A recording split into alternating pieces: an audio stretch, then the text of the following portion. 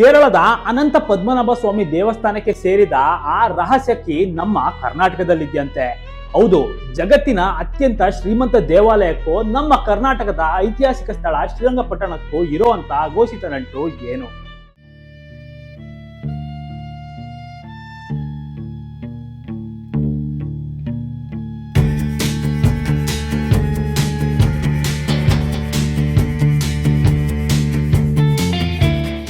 ಸ್ನೇಹಿತರೆ, ನಾವು ಅನಂತ ಪದ್ಮನಾಭ ಸ್ವಾಮಿ ದೇವಸ್ಥಾನದ 1.2 ಲಕ್ಷ ಕೋಟಿ ನಿಧಿ ಹಾಗೂ ನಾಗಬಂಧನದ ಬಗ್ಗೆ ಕೇಳಿದ್ದೀವಿ.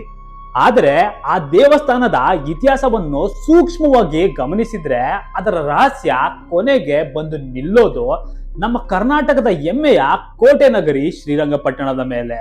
ಈ ಎರಡು ಮಹಾನ್ ಶಕ್ತಿಗಳ ನಡುವೆ ಇರೋ ಅನ್ಟೋಲ್ಡ್ ರಹಸ್ಯ ಆದ್ರೂ ಏನು, ಅದು ಏನು ಅನ್ನೋದನ್ನ ಈ ವಿಡಿಯೋದಲ್ಲಿ ನಾವು ಸಂಪೂರ್ಣವಾಗಿ ಬಿಚ್ಚಿಡ್ತೀವಿ.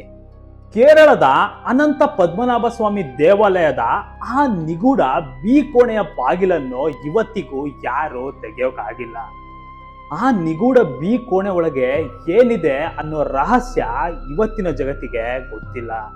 ಪುರಾಣಗಳ ಪ್ರಕಾರ ದಕ್ಷಿಣ ಭಾರತದಲ್ಲಿ ಮಹಾವಿಷ್ಣು ಶೇಷನಾಗನ ಮೇಲೆ ಮಲಗಿರೋ 3 ಕ್ಷೇತ್ರಗಳನ್ನ ತ್ರಿರಂಗ ಅಂತ ಕರೀತಾರೆ. ಅದರಲ್ಲಿ ಕರ್ನಾಟಕದ ಶ್ರೀ ರಂಗನಾಥ ಸ್ವಾಮಿ ಟೆಂಪಲ್ ಆದಿರಂಗ, ತಮಿಳುನಾಡಿನ ಶ್ರೀರಂಗಂ ಮಧ್ಯರಂಗ ಹಾಗೂ ಕೇರಳದ ಶ್ರೀ ಅನಂತ ಪದ್ಮನಾಭ ಸ್ವಾಮಿ ಟೆಂಪಲ್ ಅಂತ್ಯರಂಗ. ಆದ್ರೆ ಇಲ್ಲಿ ಒಂದು ರಹಸ್ಯ ಅಡಗಿದೆ. ಅದು ಏನಂದ್ರೆ ಆದಿರಂಗ ಮತ್ತು ಅಂತ್ಯರಂಗ ಈ ಎರಡೂ ಕ್ಷೇತ್ರಗಳಲ್ಲಿ ಒಂದು ವಿಚಿತ್ರ ದರ್ಶನ ಪದ್ಧತಿ ಇದೆ. ಈ ಎರಡೂ ದೇವಸ್ಥಾನಗಳಲ್ಲೂ ಸ್ವಾಮಿಯ ಸಂಪೂರ್ಣ ದರ್ಶನ ಪಡೆಯಬೇಕಂದ್ರೆ 3 ಪ್ರತ್ಯೇಕ ಬಾಗಿಲುಗಳ ಮೂಲಕ ನೋಡಬೇಕು. ಮೊದಲನೇ ಬಾಗಿಲಿನಲ್ಲಿ ಮುಖದ ದರ್ಶನ, ಎರಡನೇ ಬಾಗಿಲಿನಲ್ಲಿ ನಾಭಿ ಮತ್ತು ಕಮಲದ ದರ್ಶನ, ಮೂರನೇ ಬಾಗಿಲಿನಲ್ಲಿ ಪಾದಗಳ ದರ್ಶನ. ಭಾರತದ ಯಾವುದೇ ವಿಷ್ಣುವಿನ ದೇವಸ್ಥಾನಗಳಲ್ಲಿ ಈ ತರ ವ್ಯವಸ್ಥೆ ಬಹಳ ಅಪರೂಪ. ಕೆಲ ಸಂಶೋಧಕರು ಹೇಳ್ತಾರೆ ಈ ದೇವಸ್ಥಾನದ ವಾಸ್ತುಶಿಲ್ಪ ಜಾಮೆಟ್ರಿಕಲ್ ಎನರ್ಜಿಗೆ ಕನೆಕ್ಟ್ ಆಗಿದೆ ಅಂತ. ಈಗ ನಾವು ನಿಜವಾದ ಇನ್ವೆಸ್ಟಿಗೇಷನ್ ಕಡೆ ಗಮನ ಕೊಡೋಣ. ಅನಂತ ಪದ್ಮನಾಭ ಸ್ವಾಮಿ ದೇವಾಲಯದ ಕೆಳಗೆ ಹೇಗೆ ರಹಸ್ಯ ಕೋಣೆಗಳು ಹಾಗೂ ಸುರಂಗ ಮಾರ್ಗಗಳಿದೆಯೋ ಅದೇ ರೀತಿ ಶ್ರೀರಂಗಪಟ್ಟಣದ ರಂಗನಾಥ ಸ್ವಾಮಿ ದೇವಾಲಯದ ಅಡಿಯಲ್ಲೂ ಈ ರಹಸ್ಯ ಕೋಣೆಗಳು ಹಾಗೂ ಭೂಗತ ಸುರಂಗಗಳು ಇದೆ.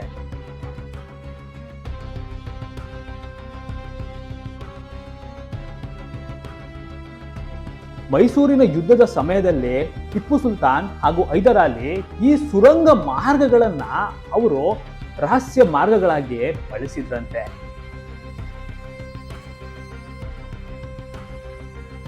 ಹಾಗೂ ಸ್ಥಳೀಯರ ಪ್ರಕಾರ ಈ ರಹಸ್ಯ ಮಾರ್ಗಗಳು ಕಾವೇರಿ ನದಿಯವರೆಗೂ ತಲುಪುತ್ತಂತೆ.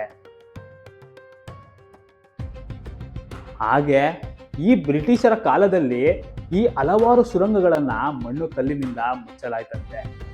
ಇವತ್ತಿನವರೆಗೂ ಈ ಸುರಂಗಗಳು ಹಾಗೂ ಈ ಮಾರ್ಗಗಳಿಗೆ ಯಾರೂ ಕೂಡ ಹೋಗಿಲ್ಲ ಅನ್ನೋ ರಹಸ್ಯ ಕೂಡ ಇದೆ.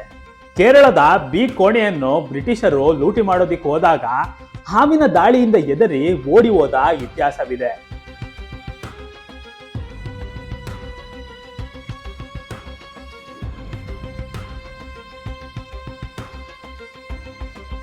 ಆದರೆ ಬ್ರಿಟಿಷರು ನಮ್ಮ ಶ್ರೀರಂಗಪಟ್ಟಣದ ಮೇಲೆ ರಕ್ತಪಾತವನ್ನೇ ನಡೆಸಿದ್ರು.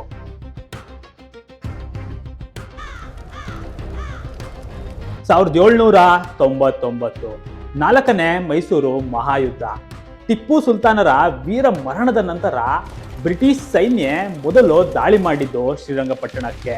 ಕರ್ನಲ್ ಆರ್ಥರ್ ವೆಲ್ಲೆಸಿ ಹಾಗೂ ಬ್ರಿಟಿಷ್ ಸೈನ್ಯ ಮೊದಲು ದಾಳಿ ಮಾಡಿದ್ದು ಶ್ರೀರಂಗಪಟ್ಟಣದ ಕೋಟೆ ಹಾಗೂ ಸುತ್ತಮುತ್ತಲಿನ ಪ್ರದೇಶಕ್ಕೆ.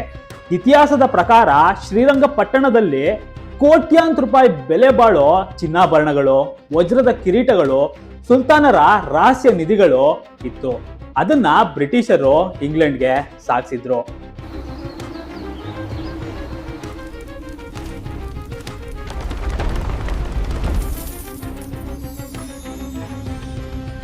ಒಂದು ವೇಳೆ ಅವತ್ತು ಬ್ರಿಟಿಷರು ಶ್ರೀರಂಗಪಟ್ಟಣದ ಮೇಲೆ ದಾಳಿ ಮಾಡಲಿಲ್ಲ ಅಂದಿದ್ರೆ ಇವತ್ತು ನಮ್ಮ ಶ್ರೀರಂಗಪಟ್ಟಣ ಅನಂತ ಪದ್ಮನಾಭ ಸ್ವಾಮಿ ದೇವಸ್ಥಾನದಷ್ಟೇ ಅಪಾರ ಸಂಪತ್ತು ಹೊಂದಿರ್ತಿತ್ತು.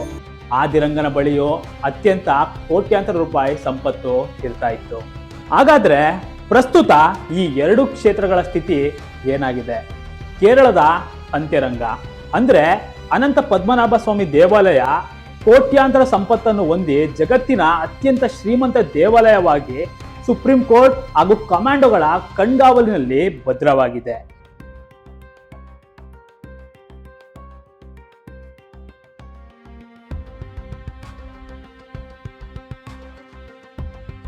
ನಮ್ಮ ಆದಿರಂಗ ಅಂದ್ರೆ ಶ್ರೀರಂಗಪಟ್ಟಣದ ರಂಗನಾಥ ಸ್ವಾಮಿ ದೇವಾಲಯ ಇತಿಹಾಸ ಮತ್ತು ಪುರಾತತ್ವ ಇಲಾಖೆಯ ಅಡಿಯಲ್ಲಿ ಕೋಟ್ಯಾಂತರ ಭಕ್ತರ ಶ್ರದ್ಧಾ ಕೇಂದ್ರವಾಗಿ ಕರ್ನಾಟಕದಲ್ಲಿ ವಿರಾಜಮಾನವಾಗಿ ನಿಂತಿದೆ.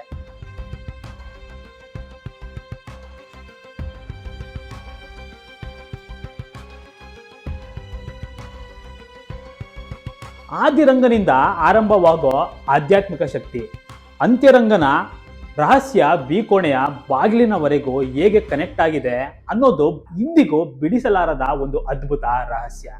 ಸ್ನೇಹಿತರೆ, ಇದನ್ನೆಲ್ಲ ನೀವು ನೋಡ್ತಾ ಇದ್ರೆ ಅಂತ್ಯರಂಗನ ಬೀಕೋಣೆಯ ರಹಸ್ಯಕ್ಕಿಲ್ಲಿ ನಮ್ಮ ಆದಿರಂಗನ ಬಳಿ ಇರ್ಬೋದು ಅಂತ ಅನ್ಸುತ್ತೆ ಅಲ್ವಾ? ಇದ್ರ ಬಗ್ಗೆ ನಿಮ್ಮ ಅಭಿಪ್ರಾಯ ಏನು ಕಮೆಂಟ್ ಸೆಕ್ಷನ್ ಅಲ್ಲಿ ತಿಳಿಸಿ. ಹಾಗೆ ಅನಂತ ಪದ್ಮನಾಭ ಸ್ವಾಮಿ ದೇವಸ್ಥಾನದ ಯಾರು ಕೇಳದೆ ಇರೋ ನೋಡದೆ ಇರೋ ಅದ್ಭುತ ರಹಸ್ಯಗಳನ್ನ ನಾನು ಪಾರ್ಟ್ 2 ವಿಡಿಯೋ ಅಲ್ಲಿ ತಿಳಿಸ್ತಾ ಇದ್ದೀನಿ. ಸೊ ಈಗಲೇ ಲೈಕ್ ಮಾಡಿ, ಶೇರ್ ಮಾಡಿ, ಫಾಲೋ ಮಾಡಿ, ಸಬ್ಸ್ಕ್ರೈಬ್ ಮಾಡಿ, ಸಪೋರ್ಟ್ ಮಾಡಿ ವಾಚ್ ಮಿಸ್ಟ್ರಿ ಇಂಡಿಯಾ. ನೀವು ಈ ವಿಡಿಯೋವನ್ನು ನೋಡಿ ಕೂಡ ಈ ಚಾನೆಲ್ ಅನ್ನು ಸಬ್ಸ್ಕ್ರೈಬ್ ಮಾಡದಿದ್ದರೆ ಮುಂದೆ ನಿಮಗೆ ಉಪಯುಕ್ತ ಮಾಹಿತಿ ಸಿಗದಿದ್ದಲ್ಲಿ ನಾವು ಜವಾಬ್ದಾರರಲ್ಲ. ಆದ್ದರಿಂದ ಈ ಕೂಡಲೇ ಸಬ್ಸ್ಕ್ರೈಬ್ ಮಾಡಿ.